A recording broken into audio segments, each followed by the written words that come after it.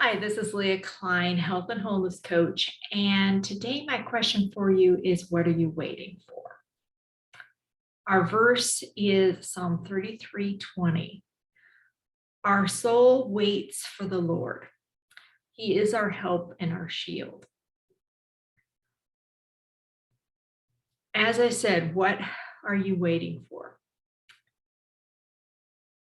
We're always waiting for things. Whether we want to or not, things do not happen in the timetable that we think they should, and we are always in the process of waiting. And our psalm this morning is reminding us that God is our help. He is our protection, and we don't want to, get ahead of him uh, and where he wants us to be at a given time. So much of the time, we have to stop and wait for him and wait for his timing. That doesn't mean that there aren't actions that we need to take. Action is necessary. And sometimes God says, wait, don't do anything. And sometimes he says, okay, do this in the meantime. Is there something that needs to happen before that can happen? Okay, well, maybe that's something you can work on.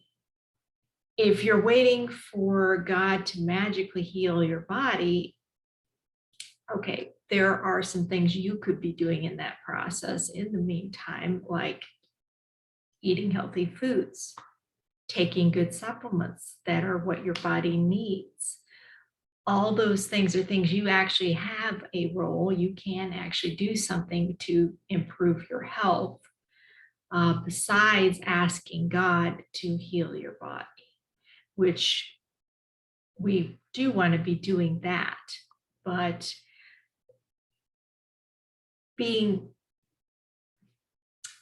I know it's kind of like, God would, you ask him to heal your body, and God goes, you do realize you got into this pickle yourself. You created the situation you are in, and you are more than capable of doing something about it yourself. And sometimes that involves God bringing people across your path that will encourage you to do things differently.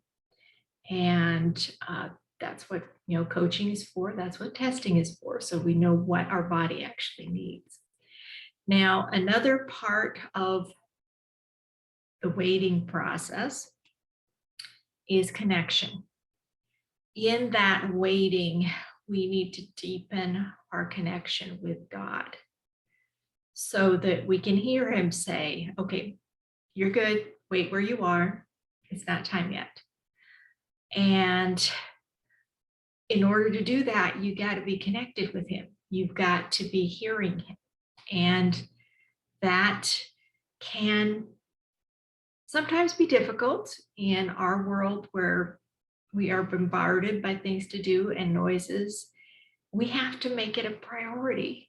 It is not a natural part of our lives to make time for God.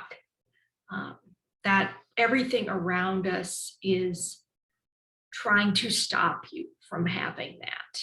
And so it is something we do have to deliberately create. And sometimes we need to deliberately create time away with God, away from the phones, away from the computers, away from all the things that are distracting us from focused time with him. So obviously personal retreats are one of the ways you can do this, to spend time alone with God in his creation and just restore. That can help you restore your health too, besides, especially if you're stressed out, besides just the benefits of a deeper connection with God and getting his direction on what you need to be doing right now. Where do you need to be right now? And so I want to encourage you to ask God for help. and for protection. He has promised that. In fact, I've heard it said, I don't remember who said this exactly, but they said, until it's God's time, I am immortal. Nothing can kill you unless it's your time to go. And so you are protected until then. It's the idea of what was being said. And we don't tend to think that way. We tend to think that live in fear, worry about, the virus, everything else. And it's like, that is not the way God intended you to live. You have protection. And while it's not saying nothing ever bad will happen to you, you will never die, but you won't die before your time.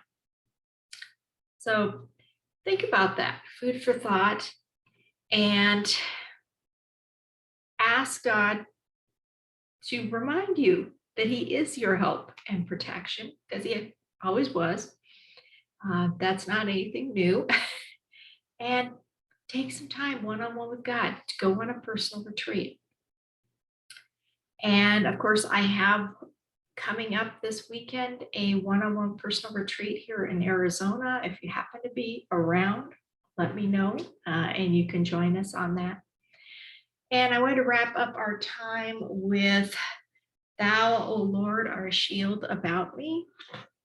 And there's a verse that I didn't grow up singing, which is kind of appropriate for our time. And so I will try to make sure that I get the tune correct on that part. So anyway, if you know it, feel free to sing along.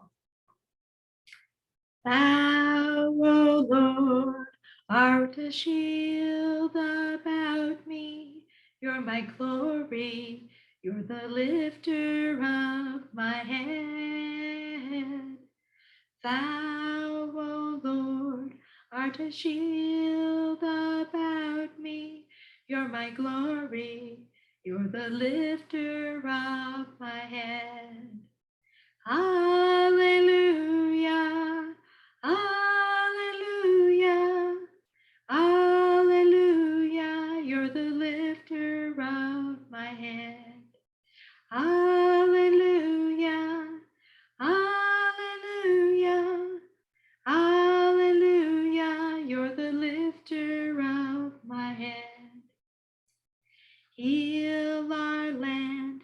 Take the darkness from us.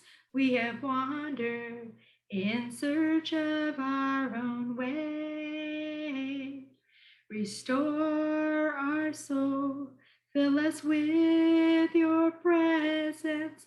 You're our glory, and our hearts just want to say, Hallelujah. Hallelujah. Hallelujah. You're the lifter of my head. Hallelujah.